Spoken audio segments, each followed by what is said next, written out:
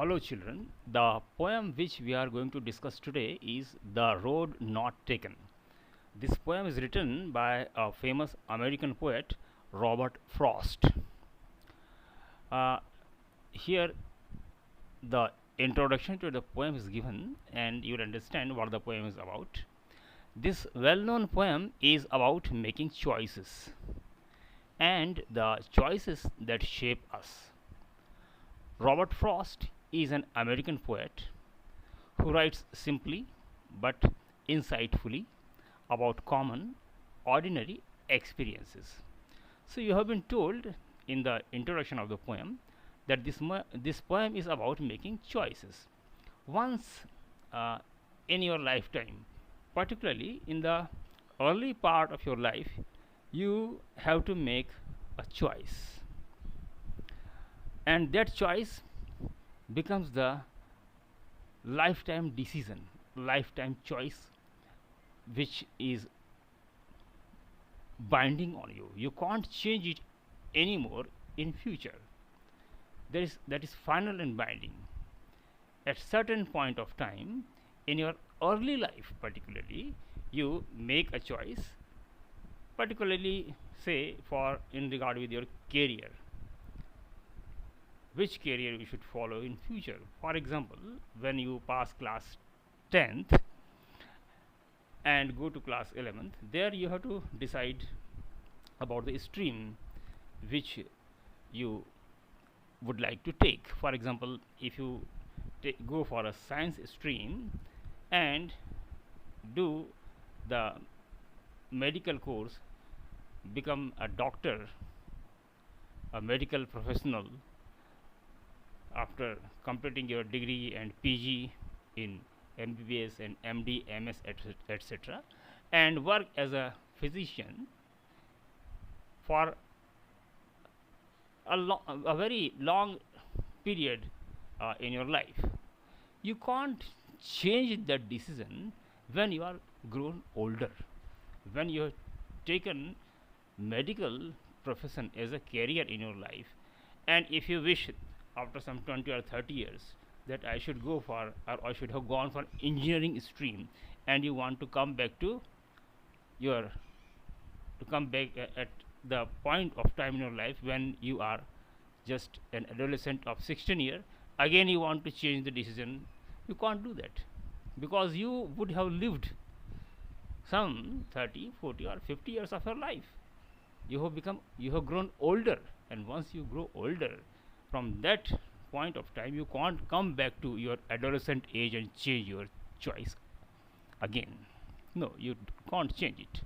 That's why that choice becomes final and binding on you. It is the life changing decision. Okay.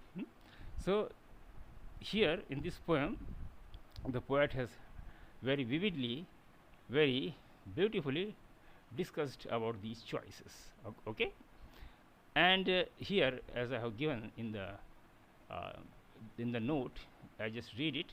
This poem is about. This poem has a symbolic meaning. Symbolic means something which stands for something else, something which stands for something else, or something which represents something else. That means two roads stand for or represent two choices before you at certain point of time in your life. Out of these two choices, you have to select or make one which becomes final and binding on you, and which can't be changed anymore in future. That choice or decision remains as final for you throughout your life, as I have just told you, as I have just explained it to you. That's why the road means the choice which you make. Okay, one road you take, another road you do not take, because you are one traveler. You can't travel on both the roads at the same time or simultaneously, isn't it? So the road you do not take makes the difference. The road you do not take makes the difference, or the road you take makes the difference. Whatever choice you have made, that makes the difference. Okay. So this is the brief introduction to the poem. Now let us read the poem and discuss it in detail. The poet says, the first stanza, it is here on the screen, you can see. Two roads diverged in a yellow wood, and sorry, I could not travel both, and be one traveler. Long I stood and looked down one as far as I could, to where it bent in the undergrowth. The poet says, one fine morning he entered into a yellow wood. Yellow wood means yellow forest. In the northern hemisphere, the forests shed their leaves in autumn season. Their leaves turned yellowish and they drop down, they shed, isn't it? And they are spread on the ground. That's why the woods or the forests look yellow. That's why the poet has called it a yellow wood. This is one interpretation. Another interpretation can be yellow wood is an imagination of the poet. The poet in his other poems has talked about green wood and dark wood, etc., etc. So it is poet's imagination, a yellow wood. Okay. So one fine morning, the poet enters into a yellow wood, and there he walks. While walking, he comes to a point. He walks on a road, and while walking, he comes to a point where the road has diverged. Diverged means bifurcated or branched off. Two branches. Okay. Now, before the poet, there are two roads, and he has to take a decision. He has to make a choice. Which road he should travel? He should travel upon. Okay. He has to make a choice. The poet says, and sorry, I could not travel both and be one traveler. He was one traveler, single traveler, and one man at the same time or simultaneously can't travel on both the roads. Okay. So he says, sorry, I could not travel both. Both means both the roads. I couldn't travel on both the roads. Okay. And looked down one as far as I could. One means one road. He looks down at one road as far as he could. The road was very long. It could be seen from the place where he had been standing. Okay. To where it bent in the undergrowth. It means the road. The road he was looking at was very, very long. Okay. He could see it all, the entire course of the road. He could see till the point where it took a turn. The road bent in the undergrowth. Undergrowth means small shrubs or bushes or creepers which grow under the tall trees in the forest. They are called the undergrowth. So he looked at the first road. It bent at certain point of time, at certain place, at some distance, and it took a turn. It bent, it took a turn and disappeared in the undergrowth. It disappeared in the undergrowth. It could not be seen anymore. This is what the poet saw from the place where he was standing. Okay. He is not moving. He is in confusion. He is in confusion. He has to decide first which road he has to follow. Okay. Then the poet says, first he looked at the first road. Okay. Then he says, then took the other, just as fair. Took the other means the other road. He looked at the other road, just as fair and having perhaps the better claim. Okay. Because it was grassy and wanted wear. The poet says he looked at the other road just as fair. The second road was just as fair as the first one, because it was the morning, early hour of morning, and no traveler had traveled on any of these roads before the poet. Okay. So it was very fair like the first one. The second road also was as fair as the first one, and having perhaps the better claim. But the poet says the second road was better than the first one. It had a better claim, as if the road is inviting the poet to walk upon itself.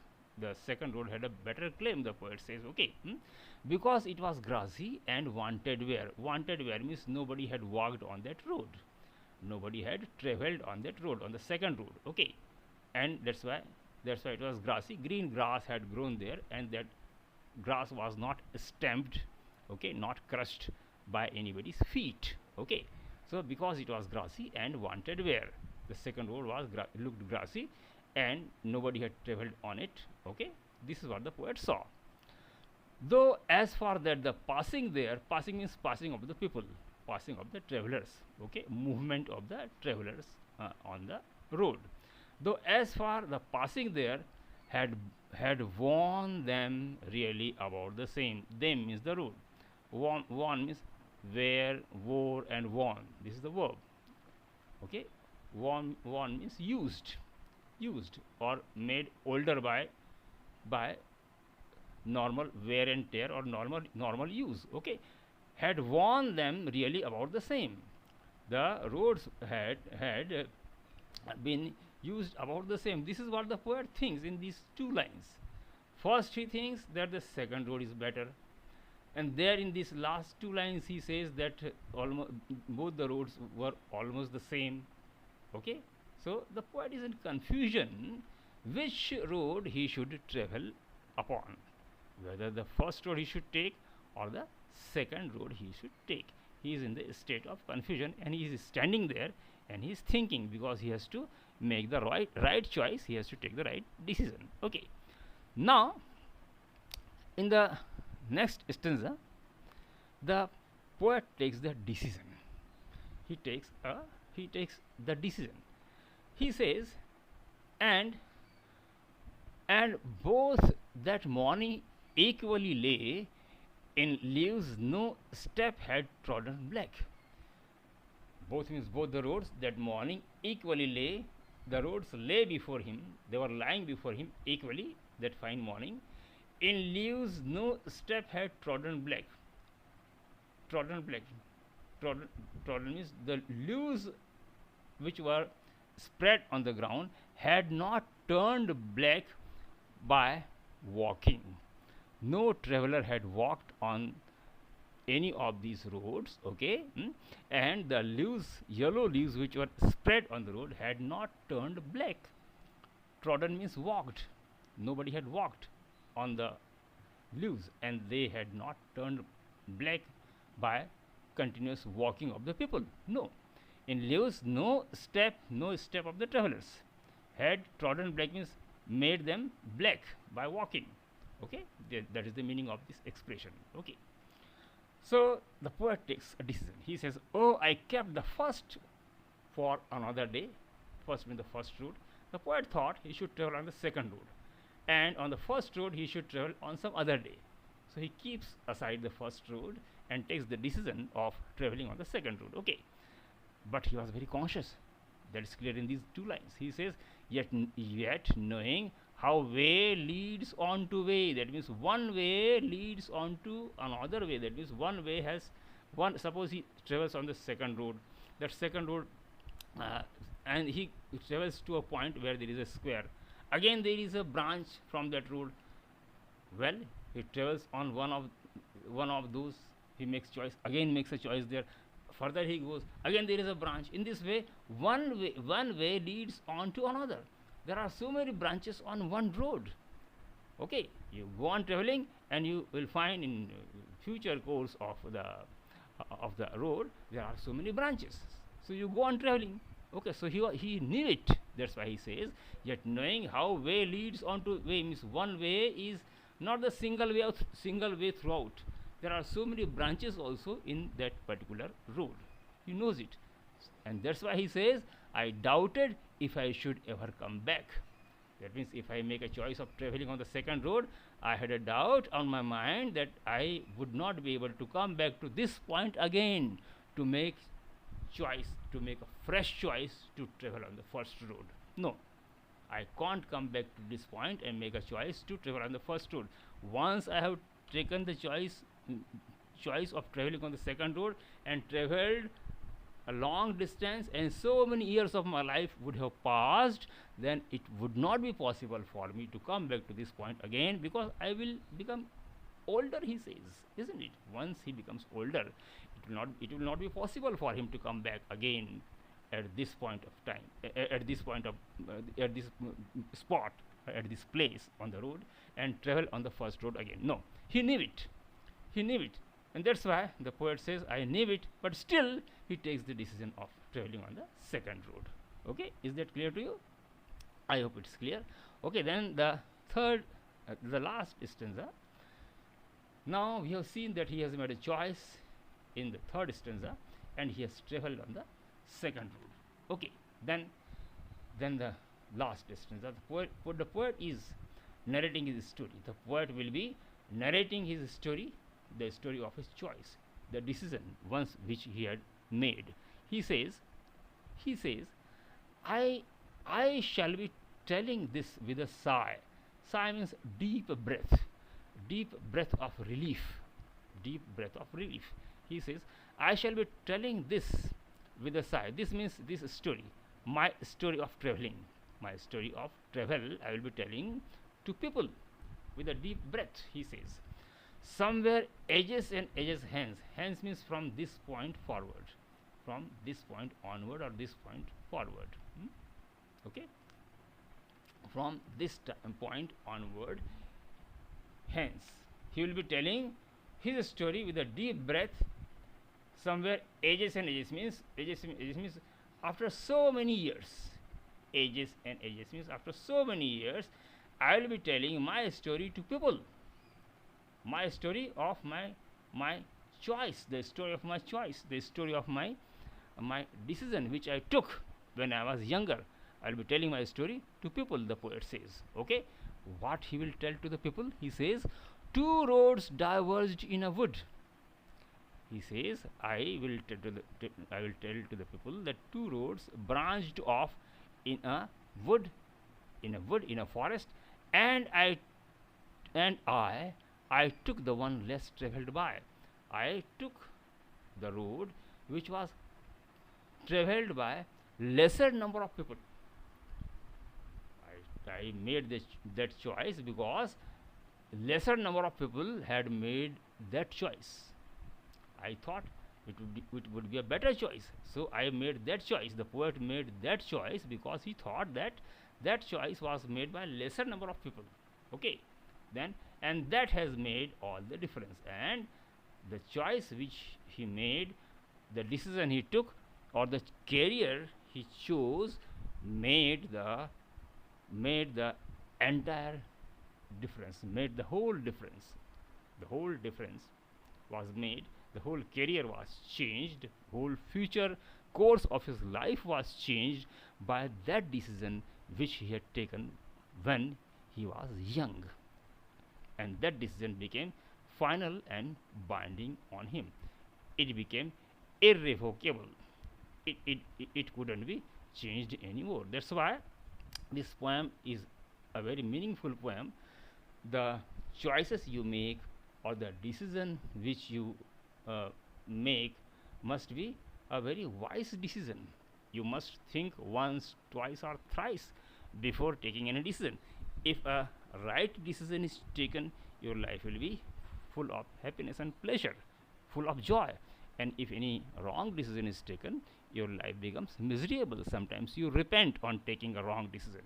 That's why, while making a choice in your life, and particularly the life-changing choice, you must be very much cautious, very much careful, and very much wise. And that's why this poem is very, very meaningful and important. This poem is by the famous American poet Robert Frost, as I have told you. And that's all, my dear children, about this poem. There are exercises, okay, and you do the exercises. Some additional questions also will be given to you. You do them. Well, in the first stanza, I have marked the rhyming scheme of the poem. You see, the rhyming scheme of the poem is A B A B. In the whole poem, the rhyming scheme is same. See, this wood, this wood vibrates or accords with stood, and both vibrates or accords with could. So this, sorry, both accords or vibrates with undergrowth. Okay, so this wood and stood, and both with undergrowth. So it is A, B, A, again this A means this wood, stood and could, A, it is A, and both and undergrowth it is B. So it becomes A, wood A, both B, stood A again, could A again, and undergrowth B. So rhyming scheme is A, B, A, B. The same in the following stages also, the rhyming scheme is same. So this is about the rhyming scheme of the poem, and about the meanings of the words and the other things which we have just discussed. So that's all about this poem, my dear boys and girls. You do the exercises. Additional questions, as I have just told you, will be given to you. Attempt them. Okay. That's all for today. Have a good day. Bye.